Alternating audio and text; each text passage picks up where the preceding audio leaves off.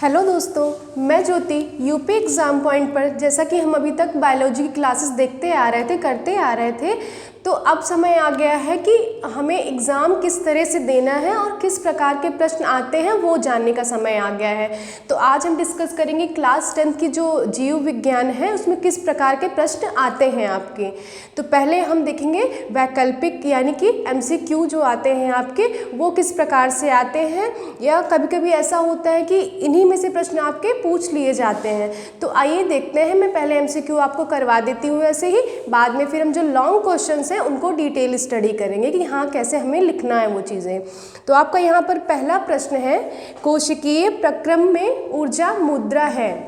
क्या है आपका पहला प्रश्न? कोशिकीय प्रक्रम में ऊर्जा मुद्रा क्या हो, मतलब किस फॉर्म में होती है, ये इस प्रश्न में पूछा गया है कि ऊर्जा जो है सेल में जो बनती है वो किस फॉर्म में बनती है। तो आपका इसमें पहला ऑप्शन है माइटोकॉन्ड्रिया, दूसरा हो गया ATP, तीसरा है आपका ग्लूकोज और तीसरा है आपका पायरुवेट। तो आपने अगर पढ़ा होगा अपनी सेल के चैप्टर में, तो जो ऊर्जा होती है वो किस फॉर्म में बनती है आपकी, वो ATP के फॉर्म में बनती है। किस फॉर्म में बनती है आपकी ऊर्जा आपकी बनती है किसकी फॉर्म में? ATP की फॉर्म में, जिसे हम कहते हैं एडेनोसिन ट्राईफॉस्फेट कहते हैं। क्या कहते हैं? Adenosine triphosphate. तो हमारा इसका क्या उत्तर हो जाएगा? किस फॉर्म में ऊर्जा होती है? ATP की फॉर्म में ऊर्जा होती है। फिर दूसरा प्रश्न आपका है कि पित्त रस का स्राव जो होता है वो कहाँ से होता है, ये प्रश्न है आपका। तो पित्त रस का स्राव हमने डाइजेशन में बहुत अच्छे से मैंने आपको बताया था, ये पॉइंट मैंने अलग से बताया था आपको कि पित्त रस का स्राव जो होता है वो कहाँ से होता है? आपके लीवर से होता है। तो इसमें सही उत्तर कौन सा हो जाएगा? लीवर हो जाएगा आपका। तीसरा आपका प्रश्न है, पराग कोश में होते हैं। अब आपको ये बताना जो आपका पौधों में पराग कोश पाया जाता है, पराग कोश में क्या होता है, क्या चीज़ वो रहती है, किस लिए पराग कोश होता है, किस चीज़ को वो धारण करता है। तो आपका ऑप्शन है पहला बाह्यदल हो जाएगा, दूसरा अंडाशय, तीसरा आपका है बीजांड और चौथा आपका ऑप्शन है पराग कण आपके। तो आपको पता है बहुत ही अच्छे से पराग कोश के अंदर क्या पाया जाता है? पराग कण पाया जाता है, जिससे क्या होता है? पॉलिनेशन यानी कि एसेक्सुअल जो है रिप्रोडक्शन की प्रक्रिया हम आगे करते हैं, पौधे आगे करते हैं। ठीक है, तो आपका जो नेक्स्ट क्वेश्चन है वो क्या है आपका? पत्तियों पर कलियां विकसित होती हैं। कौन सा ऐसा जो है पौधा है या किंगडम है जिसमें कि पत्तियों पर कलियां विकसित होती हैं? तो आपका इसमें ऑप्शन है पहला पुदीना, दूसरा हो गया आलू, पुदीना में पत्तियों पर कलियां नहीं विकसित होती हैं, आलू में भी नहीं होती हैं। आपका तीसरा हो गया ब्रायोफिलम। तो जो ब्रायोफिलम होता है ये क्या होता है? Amphibian of the plant kingdom. तो आपको जो ब्रायोफिलम होगा इसमें क्या होता है कि इसमें पत्तियों पर कलियां विकसित हो जाती हैं आपके ब्रायोफिलम में, या फिर इनमें से सभी एक ऑप्शन है तो वो भी नहीं होगा। तो आपका सही उत्तर इसमें कौन सा हो जाएगा? ब्रायोफिलम हो जाएगा। नेक्स्ट आपका क्वेश्चन है, एक लिंगी फूल का उदाहरण है। अब इसमें बताना है कि कौन सा ऐसा जो है प्लांट है जिसमें कि एक लिंगी पुष्प पाया जाता है, यानी कि कहते हैं ऐसे मैं इसको बता सकती हूँ आपको कि मेल यानी नर और मादा जो है वो अलग अलग पौधों में पाए जाते हैं। तो पहला आपका है पपीते का फूल, दूसरा है आपका गुलाब का फूल, तीसरा है आपका सरसों का फूल और चौथा है आपका आम का फूल। तो आपने सुना होगा अपनी बोलचाल की भाषा में कि पपीते का फूल जो होता है, पपीते का फूल जो होता है वो मेल और फीमेल अलग अलग होते हैं, यानी कि बहुत सारे पौधे ऐसे होते हैं जिनमें मेल और फीमेल एक ही पौधों में पाए जाते हैं, लेकिन जो आपका पपीता होता है ये एक लिंगी पुष्प होता है इसमें। तो इसमें पपीते का फूल आपका सही हो जाएगा। नेक्स्ट क्वेश्चन आपका है, एक स्वस्थ मनुष्य में सामान्य रक्तदाब होता है। तो मैंने ये भी आपको पढ़ाया था रक्तदाब जब हम पढ़ रहे थे, आप प्रीवियस वीडियो में देखेंगे। तो इसका जो ये बताना है कि हाँ इसका फॉर्मूला होता क्या है। तो पहला ऑप्शन है आपका 140/80, दूसरा है 120/80, तीसरा है 135/80 और चौथा है 125/115। तो आपको मैंने बहुत अच्छे से बताया था कि जो आपका रक्तदाब होता है किसके बराबर होता है? 120/80 होता है एक स्वस्थ मनुष्य का। तो अब आपका नेक्स्ट यानी कि लास्ट जो MCQ है वो है, निम्नलिखित में से कौन सा आहार श्रृंखला का निर्माण करता है? तो आहार श्रृंखला में आपको पता है कि होते हैं उत्पादक होते हैं यानी प्रोड्यूसर होते हैं, फिर उसके बाद कंज्यूमर होते हैं, फिर उसके बाद उच्च मांसाहारी शाकाहारी ऐसे करके डिवाइड किया गया है। तो इनमें से कौन सा सही है श्रेणी में आता है वो बताना है। तो पहला आपका हो गया घास, गेहूँ और आम, ये ऑप्शन है। तो जैसे आपको पता है जो आपका प्राइमरी वो होता है यानी कि जो आपका प्रोड्यूसर होता है, उत्पादक होता है, वो क्या होती है, हरी घास होती है, हरे पेड़ पौधे होते हैं। तो घास तो इसमें है। और घास को खाता कौन है, जैसे हो गया हमारी गाय खाती है घास को, बकरी खाती है, लेकिन इसमें दूसरे स्थान पर क्या दिया होगा, गेहूँ। तो ये ऑप्शन पहले ही आप देखकर काट देंगे। घास को कौन खाता है, गेहूँ थोड़ी खाता है घास को। फिर दूसरा ऑप्शन है घास, बकरी और मानव। तो आपका ये जो दूसरा ऑप्शन है घास हो गया। पहले घास कौन खाता है, बकरी खाती है। और मानव किसको खाता, बकरी को कौन खाता है, जो सर्वाहारी मानव होते हैं वो बकरी को भी खाते हैं। देख सकते हैं ये सही हो सकता है हमारा, लेकिन और ऑप्शन हम देखते हैं। सी आपका है बकरी, गाय, ये तो बिल्कुल ही गलत है क्योंकि घास जो है आपका वो उत्पादक है। और जो चौथा आपका है घास, मछली, मछली घास नहीं खाती। तो ये भी तीनों ऑप्शन आपके गलत हो गए। जो आपका बी ऑप्शन है घास, बकरी, मानव, ये आपका सही हो जाएगा। तो ये रहे आपके MCQs यानी कि वैकल्पिक प्रश्न। अब हम आगे देखेंगे जो आपके लॉन्ग या फिर शॉर्ट क्वेश्चंस आते हैं उन्हें कैसे लिखना है। तो आइए, हमने अभी तक देखा था कि ऐसे कौन से आपके वैकल्पिक प्रश्न हैं जो आपके एग्ज़ाम के लिए इम्पॉर्टेंट थे, मैंने बताया था आपको। अब आइए देखते हैं जो आपके ये शॉर्ट क्वेश्चंस हैं यानी कि लघुत्तरीय क्वेश्चंस हैं। जो 4 नंबर वाला क्वेश्चन है वो किस प्रकार से आता है और क्या पूछा जाता है आपके एग्ज़ाम में। तो जैसे कि आपका पहला प्रश्न है, एक तंत्रिका कोशिका यानी कि जो आपका न्यूरॉन होता है की संरचना बनाइए तथा बनाकर उनके कार्यों को लिखिए। अब यहाँ पर ये नहीं बोला गया है कि इनको पूरा ये डिफाइन करिए, एक एक पार्ट्स को डिफाइन करिए, सिर्फ यहाँ पर डायग्राम आपको बना देना है और इसका क्या कार्य है ये इनके कार्यों को लिखना है। तो ये आपकी है तंत्रिका कोशिका यानी कि जिसे हम न्यूरॉन कहते हैं। ये क्या करती है, ये सूचना को, जैसे हमें कहीं चोट लग गई, हमने अभी ऐसे दबाया हाथ पे इस पेन से और ये तुरंत ही सूचना जो है आपकी न्यूरॉन जो है आपके मस्तिष्क तक पहुंचाने का कार्य करती है, जिससे कि हमें दर्द का एहसास होता है, अनुभव होता है। तो यही कार्य है इसका मेन जो है आपके न्यूरॉन का। न्यूरॉन की ये क्या है, कोशिकाएँ है, ये पूरी आपकी सेल बॉडी है। क्या है, आपकी पूरी सेल बॉडी है। इसके बीच में एक केंद्रक पाया जाता है। क्या पाया जाता है, केंद्रक पाया जाता है। हम इसे भी देख लेते हैं, हो सकता है आपसे यही पूछ लिया जाए कि इनको भी डिफाइन करिए।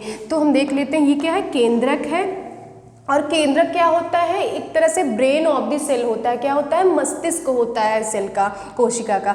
तो ये हो गया आपका केंद्रक। और यहाँ से ये जो पतली सी ट्यूब नुमा संरचना निकली हुई, इसे हम एक्सॉन कहते हैं। क्या कहते हैं, एक्सॉन कहते हैं। और ये जो ये कुछ इस प्रकार से थ्रेड लाइक स्ट्रक्चर आपका निकला हुआ, ये है वक्षिकाएँ यानी जिसे हम डेंड्राइट्स कहते हैं।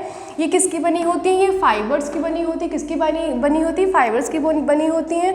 और जो ये माइलिन शीथ है आपकी, क्या है, ये माइलिन शीथ है। इनके बीच में जो गैप पाया जाता है इसे क्या कहते हैं, रैनबेयर की नोड कहते हैं। क्या कहते हैं, रैनबेयर की नोड कहते हैं। अब ये क्या है, ये आपका एंड पॉइंट है। क्या कहते हैं, जैसे क्या कहते हैं, साइनेप्टिक का यानी कि साइनेप्सिस का अंतिम बिंदु है। ये एंड पॉइंट इंग्लिश में इसे कहा जाता है। अब इसे साइनेप्टिक का अंतिम बिंदु क्यों कहते हैं, क्योंकि यहाँ पर जैसे दो न्यूरॉन्स, ऐसे न्यूरॉन्स एक से करके जुड़ी होती हैं। जुड़ी किस प्रकार से होती, ये एंड टू एंड जुड़ी होती है। यहाँ से एक और न्यूरॉन का एंड इस प्रकार से जुड़ा होगा। ये उल्टी संरचना न्यूरॉन की कुछ इस प्रकार से बनी होगी आपकी। तो ये जो होता है ये एंड से, इसके बीच में कौन सा फ्लूइड पाया जाता है, साइनेप्सिस पाया जाता है। तो इसीलिए इसे कहते हैं, इसमें साइनेप्सिस होता है तो इसे साइनेप्टिक घुंडी कहते हैं। एक प्रकार से ये गोल गोल जो लगी हुई है क्या है आपकी, ये घुंडियाँ हैं। तो ये आपका हो गया स्ट्रक्चर यानी कि संरचना हो गई, जिसमें आपको 2 नंबर मिलेंगे। और अब क्या करना है आपको, इनके कार्यों को बताना है कि इनके कार्य क्या है। तो जो ये आपका न्यूरॉन है, पहला पॉइंट आपका है, न्यूरॉन जो है आपका सूचना को एक स्थान से दूसरे स्थान पर ले जाने का कार्य करता है। जैसा कि मैंने बताया कि आपको चोट लगी, कहीं कुछ भी हुआ, तो ये क्या करता है, सूचना को तुरंत आपके मस्तिष्क तक पहुंचाने का कार्य करता है। दूसरा पॉइंट है आपका संवेदी तंत्रिका कोशिका। अब संवेदी तंत्रिका कोशिकाएं क्या होती है, जैसे हमारे आँख, कान, मुँह, ये सारी चीज़ें क्या है आपके संवेदी केंद्रीय तंत्रिका कोशिका है, ये क्या करती है, इनकी सूचना को कहाँ तक पहुँचाती है, केंद्रीय तंत्रिका तंत्र तक पहुँचाने का कार्य करती है। दूसरा पॉइंट आपको हो गया। तीसरा हो गया चालक तंत्रिका कोशिका की सूचना को मस्तिष्क तक पहुँचाने का कार्य करती है। अब यहाँ से जो सूचना निकली, अब उसे क्या करेगा, ये मस्तिष्क तक पहुँचाएगा कि हाँ आपको यहाँ पर चोट लगी हुई है, तो आपको ये ले जाके सूचना देने का कार्य करता है। चौथा इसका कार्य क्या है, चौथा पॉइंट हम क्या लिख सकते हैं इसमें, शरीर के सभी ऊतकों तथा अंगों के बीच जो है ये समन्वय स्थापित यानी कोऑर्डिनेशन स्थापित करने का कार्य करता है। मतलब कहीं भी मैंने बताया आपको बार बार यही कि आपको कहीं भी चोट लग रही है तो वो तुरंत टिश्यूज से होकर पूरी सूचना आपकी मस्तिष्क तक जा रही है। तो ये आपका हो गया 4 नंबर का प्रश्न। ये बहुत ही इंपॉर्टेंट है आपका और ये प्रीवियस ईयर में पूछा गया प्रश्न है, इसलिए यहाँ पर मैंने आपको इसे बता दिया है, आप जरूर इसे तैयार करें। तो आइए अब दूसरे प्रश्न पर चलते हैं। हमारा जो दूसरा प्रश्न है आपका वो क्या है, लिंग गुणसूत्र से आप क्या समझते हैं और मानव में लिंग निर्धारण की प्रक्रिया क्या है, यानी किस प्रकार से लिंग निर्धारण होता है कि जो आने वाला बेबी है वो गर्ल होगा या कि गर्ल होगी या बॉय होगा, यानी लड़का होगा या लड़की। तो आपका जो लिंग गुणसूत्र है उसकी परिभाषा यह है कि आपको पता है कि मानवों में जो है वो 23 जोड़ी गुणसूत्र पाए जाते हैं, जो कि 23 जोड़ी गुणसूत्र पाए जाते हैं, जिनमें से कि आपका जो 22 जोड़ी गुणसूत्र होता है बच्चों वो क्या होता है, वो समान होता है, जिसे हम क्या कहते हैं, ऑटोसोम क्रोमोसोम्स कहते हैं, यानी कि गुणसूत्र कहते हैं। तो जो आपके 22 जोड़ी होते हैं वो समान होते हैं, वो लिंग निर्धारण में भाग नहीं लेते हैं। लेकिन जो आपका एक जोड़ी क्रोमोसोम रह जाता है वो असमान होता है, जो क्या करता है, आपका लिंग का निर्धारण करता है। तो हम इस प्रकार से लिखेंगे कि मनुष्यों में 23 जोड़े क्रोमोसोम्स यानी गुणसूत्र के पाए जाते हैं, जिनमें से 22 जोड़ी गुणसूत्र जो होता है वो ऑटोसोम गुणसूत्र कहलाता है। अब वो क्यों कहलाता है, क्योंकि वो समान होता है। हम इसको इस प्रकार से भी लिख सकते हैं कि 22 जोड़ी गुणसूत्र क्या होते हैं, वो समान गुणसूत्र होते हैं। क्या होते हैं, समान गुणसूत्र होते हैं, जिन्हें हम क्या कहते हैं, ऑटोसोम गुणसूत्र कहते हैं। लेकिन जो आपका 23वां जोड़ी गुणसूत्र होता है, आपका 23वां पेयर होता है, वो क्या होता है, वो आपका असमान होता है, जो क्या करता है, लिंग निर्धारण में सहायक होता है, जो कि लिंग निर्धारण करता है, उसे हम क्या कहते हैं, लिंग गुणसूत्र कहते हैं। तो आइए देखते हैं मानवों में क्या कौन सी प्रक्रिया होती है जिसके द्वारा लिंग का निर्धारण होता है, यानी कि सेक्स डिटर्मिनेशन होता है। तो आइए देखते हैं, जो आपका हो गया नर, ये हो गया आपका, और ये हो गया आपका मादा, ठीक है, यानी कि मेल और फीमेल हो गया आपका। ये क्या हो गया आपका मेल, ये हो गया आपका फीमेल हो गया। तो आपको पता है कि जो ये रिप्रोडक्शन यानी प्रजनन की प्रक्रिया है, इसमें मानवों में मेल और फीमेल दोनों हिस्सा लेते हैं। तो इनमें कौन कौन से गुणसूत्र होते हैं, कौन सा 23वां जोड़ी गुणसूत्र है जो कि सेक्स डिटर्मिनेशन यानी कि लिंग का निर्धारण करने में सहायक होता है। तो जो नर होते हैं इनमें क्या पाया जाता है आपका, इसमें एक एक्स क्रोमोसोम और एक वाई क्रोमोसोम, यानी कि दोनों क्रोमोसोम अलग अलग पाए जाते हैं। और जो आपका फीमेल होता है यानी कि मादा होती है, इनमें दोनों क्रोमोसोम जो हैं आपके वो एक्स क्रोमोसोम्स पाए जाते हैं। तो अब इसमें होता किस प्रकार से, निर्धारण किस प्रकार से होता है, अगर आपका इधर से ये एक्स, मादा ने आपका एक्स क्रोमोसोम दिया और जब आपका निषेचन हुआ उसके बाद अगर यहाँ से इस मतलब नर की तरफ से अगर एक्स क्रोमोसोम आया तो आपका क्या होगा, एक्स हो जाएगा।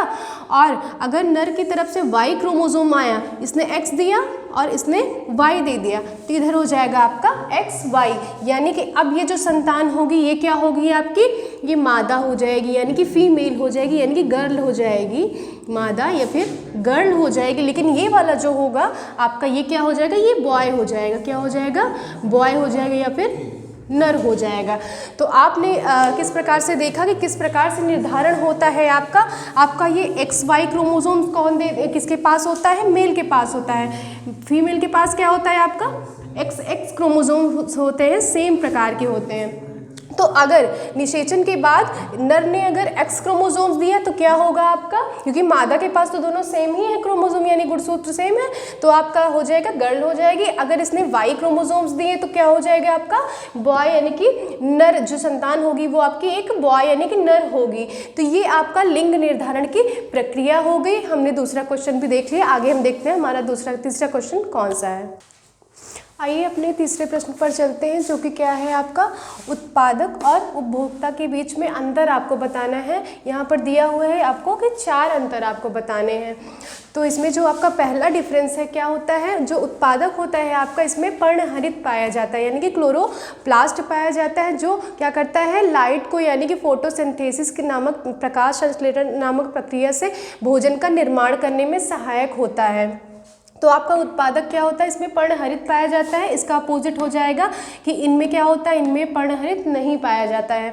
आपका दूसरा पॉइंट हो गया, यह अपना भोजन जो है आपका स्वयं बनाते हैं, यानी कि ऑटोट्रॉप्स होते हैं जो प्रकाश संश्लेषण के द्वारा भोजन बनाते हैं अपना।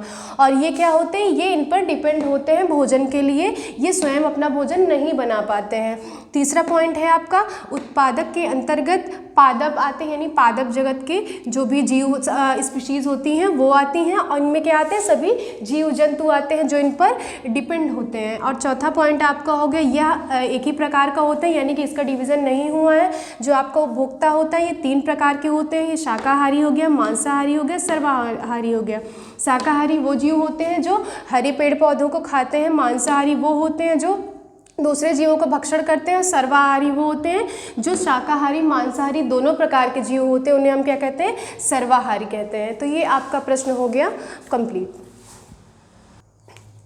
आइए देखते हैं आपका ये जो लास्ट क्वेश्चन है आज का क्या है, ये है आपका मानव हृदय की अनुदैर्ध्य काट का नामांकित चित्रण करिए और इसको एक्सप्लेन भी करना है, यानी कि इसकी सहायता से मानव हृदय की संरचना को आपको बताना है कि किस प्रकार से क्या चीज़ इसमें कौन कौन से अंग तंत्र इसमें पाए जाते हैं।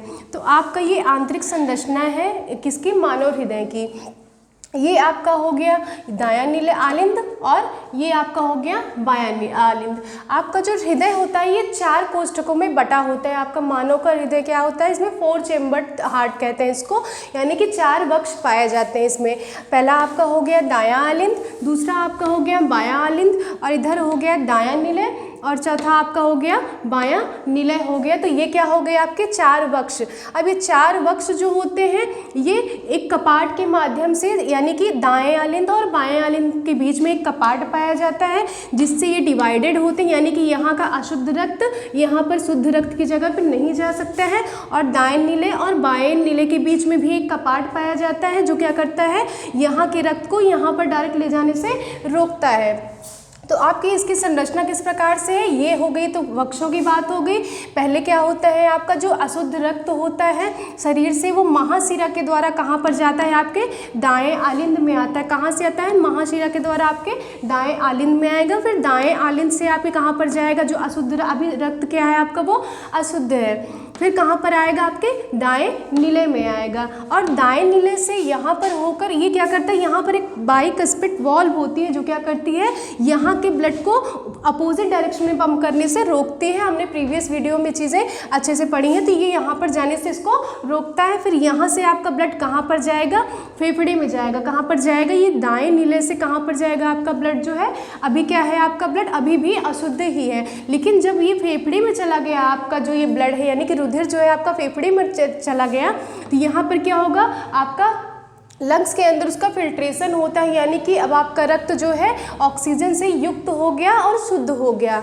तो ये चीज़ें आपकी फेफड़े में ये प्रक्रिया होती है, और फेफड़े से फुफ्फुस महाशिरा के द्वारा आपका जो ये अब ये क्या है आपका शुद्ध रक्त है, तो आपका शुद्ध रक्त जो वो कहाँ पर आएगा, आपके बाएं आलिंद में आएगा, और बाएं आलिंद के बाद कहाँ पर जाएगा, बाएं नीले के में जाएगा, और नीले से कहाँ पर जाता है, फुफ्फुस धमनी की सहायता से आपकी कोशिकाओं में, यानी कि सभी अंगों में आपका जो शुद्ध रुधिर है वो प्रवाहित होने लगता है। तो ये आपकी थी हृदय की संरचना। आपको ऐसे लिखना है कि इसमें 4 वक्ष पाए जाते हैं, इनके नाम बताने हैं आपको, दायां आलिंद, बायां आलिंद, दायां नीले, बायां नीले।